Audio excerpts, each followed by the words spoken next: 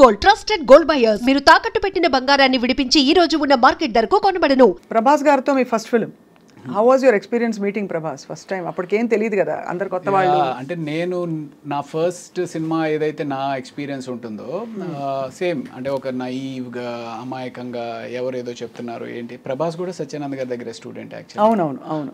So అలాగా అప్పుడు తను వచ్చినప్పుడు అలా ఉండేవాడు. బట్ తను మంచి పర్సనాలిటీ అండ్ అంటే తను వాక్ చేసినప్పుడే నాకు అనిపించేది, ఓ మ్యాన్ అసలు ఎంత మ్యాన్లీగా ఉంది తిని వాక్ అనేది. నాకు అప్పుడు ఒక మారుతి కారు ఉండేది అనమాట.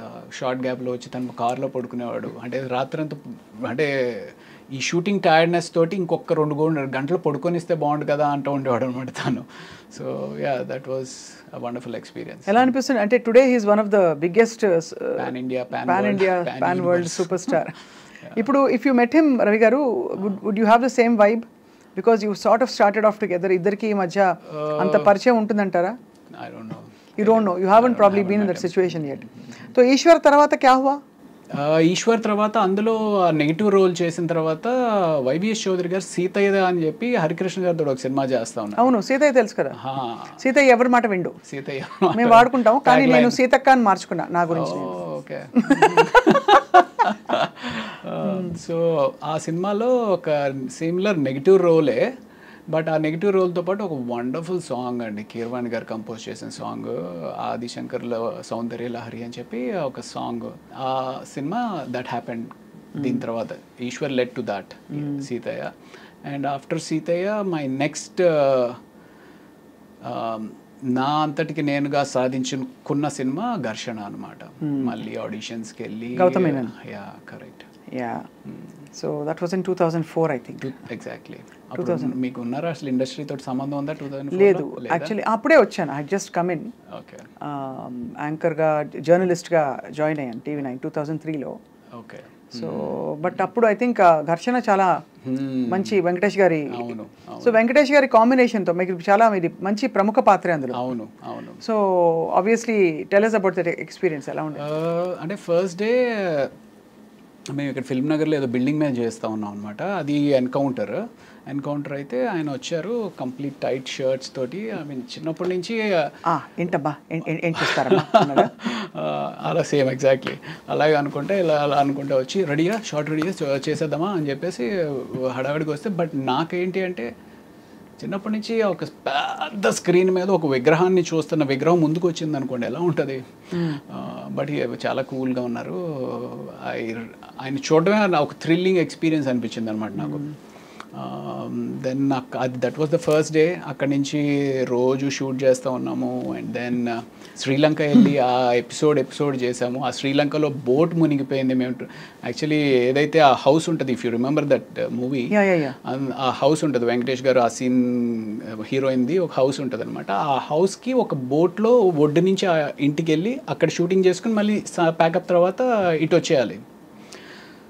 సో ఈ బోట్ ఏదైతే ఉందో అది టెంపరీగా తయారు చేసిన బోట్ అనమాట. ఆ టెంపరీగా తయారు చేసిన బోట్ మీద అందరూ ఎక్కేశారు. అప్పటికి వెంకటేష్ గారు ఇది కూడా చేశారు. ఎంతమంది పట్టొచ్చు దీంట్లో అంటే, సార్ 15 మంది పట్టొచ్చు సార్ అన్నాడు.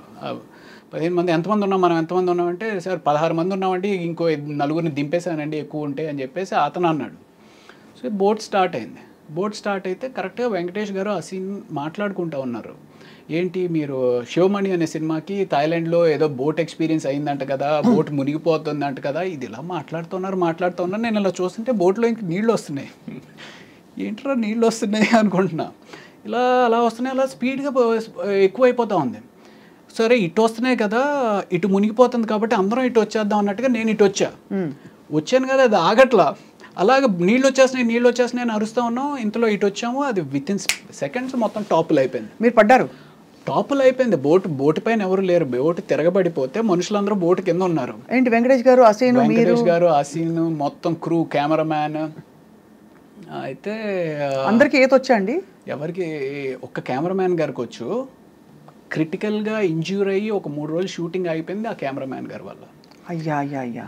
ఎందుకు అంటే మేమందరం ఆ బోట్ ఎప్పుడైతే తిరగబడిపోయిందో లక్కీగా ఏంటంటే బోట్ మునగల, తిరగబడిపోయి ఇట్ వాస్ హోల్డింగ్ అనమాట. సో ఎవరికాళ్ళు బోట్ పట్టుకుని నిలబడ్డాం. ఈ కెమెరామ్యాన్ అనే అతను లోపల ఎక్కడో ఆయన షర్ట్ దేనికో హుక్ అయిపోయి ఉంది. సో అందరూ వచ్చారు. అసిన్ వాళ్ళ ఫాదరు అవును కెమెరామ్యాన్ అంటే అదిగో అక్కడ కాల్ కనపడుతుంది అని చెప్పి పూల్ చేస్తుంటే రావట్లా.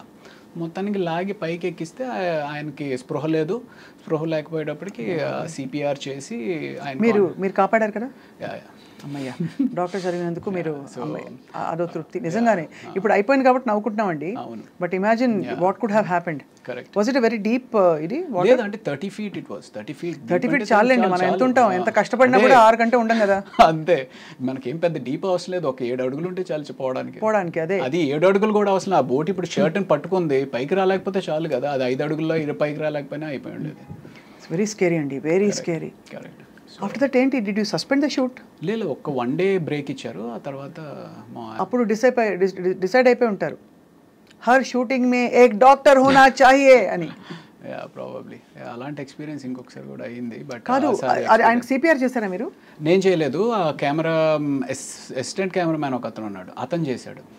మీరు డాక్టర్ కదా. అంటే నేను అప్పటికి ఇంకా పైకి రాలా. నేను ఇంకా ఇదే ఉన్నాను. అతన్ని తీసుకొచ్చి చేస్తున్న టైంలో ఆయన అన్కాన్షియస్ అయిన వ్యక్తి మళ్ళీ కాన్షియస్ అయిన తర్వాత సడన్గా భయపడిపోయి ఆ అసిస్టెంట్ కెమెరామ్యాన్ లిప్ ఏదైతే ఉందో ఆయన దాన్ని పట్టుకుని కొరికేశారు. అంటే ఆయన ఈ అసిస్టెంట్ కెమెరామ్యాన్ ఇంజూర్ అయ్యాడు ఈయన కన్నా.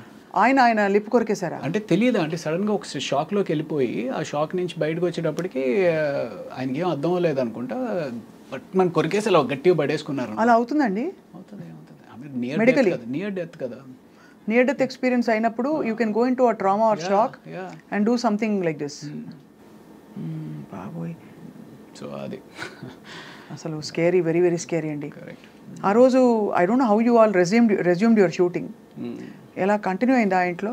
ఆ రోజు అవ్వలేదు. నెక్స్ట్ డే గ్యాప్ ఇచ్చి ఆయన కంప్లీట్గా రికవర్ అయిన తర్వాత, కెమెరామెన్ రాజశేఖర్ గారు ఆయన పేరు, రాజశేఖర్ గారు రికవర్ అయిన తర్వాత ఆ తర్వాత రోజు నుంచి మామూలు యాజ్ ఇట్ ఈస్. దెబ్బతో ఇంకా అసలు థాయిలాండ్ వద్దు, షూటింగ్ వద్దు, శ్రీలంక అదే శ్రీలంక వద్దు, షూటింగ్ వద్దు, బోట్ వద్దు అనుకుంటారు ఎవరైనా అనుకుంటారు. బట్ నిజంగా ఇవన్నీ అసలు చెప్పలేమండి ఎప్పుడు ఏం జరుగుతుందో. సో ఆ తర్వాత అఫ్ కోర్స్ మీరు మళ్ళీ ఇంకో సంఘటన ఉందని చెప్పారు. ఇంకోటి ఈ మధ్య అమ్మమ్మ గారి ఇల్లు అని చెప్పి ఇక్కడ రామోజీ ఫిలిం సిటీలో షూటింగ్ చేస్తూ ఉన్నాం అనమాట. ఆయన చిరంజీవి అని చెప్పి ప్రొడక్షన్ అతను. అసలు ఎంత బాగా పలకరిస్తాడంటే అండి, నేను మై గాడ్ ఇప్పుడు తలుచుకున్నా సరే నాకు ఏడుపు వచ్చేస్తా. సార్ కొంచెం కాఫీ తీసుకొస్తాను సార్ కొంచెం అని చెప్పి అలా తీసుకొచ్చి ప్రేమగా సర్వ్ చేయడం అనమాట. భోజనం చేస్తాను, సార్ ఈ కూర ఉందండి అద్దరిపోయింది కొంచెం వేసుకోండి సార్, కొంచెం అంత ప్రేమగా ఉండేవారండి. ప్లస్ అమ్మమ్మ గారి ఇల్లు అనేది మేము ఆల్మోస్ట్ అప్పటికి ఒక 20 days ఏదో చేస్తూ ఉన్నాము. అందరి మధ్య ఒక బాండింగ్ వచ్చేసింది. ఆయన ఇలాగ మాకు సర్వ్ చేస్తూ ఉన్నాడు. సర్వ్ చేస్తా కూడా అన్కాన్షియస్ అయిపోయాడు. అన్కాన్షియస్ అయిపోతే ఇదేంటి ఇలా అన్కాన్షియస్ అయిపోయాడని చెప్పి నేను వెళ్ళి పరిగెత్తుకుని చూస్తున్న అతనికి చెయ్యి ట్విస్ట్ అయిపోతుంది. వెంటనే నేను పట్టుకున్నాను, కానీ ముందు పడుకోబెడదాము అంటే సడన్గా లో బీపీ కానీ ఏదైనా అయిందని చెప్పి కింద పడుకోబెట్టాం. అయిన ఇంట్లో 108కి ఫోన్ చేసాం, కానీ ఏమైందండి? సింకోప్ కాదు, ఆయనకి ఇది బ్లడ్ హెమరేజ్ అయింది. Oh my god. అదే brain haemorrhage. Very scary, very scary. విపరీతంగా చాలా అంటే I couldn't control myself. విపరీతంగా ఏడుపు వచ్చింది. అంటే కళ్ళ ముందు అలా మనిషి చచ్చిపోవడం అనేది దట్ వాజ్ జరిగినాయి. కానీ హాస్పిటల్లో కూడా దిస్ వాజ్ లైక్ అంత దగ్గరగా ఉన్న వ్యక్తి.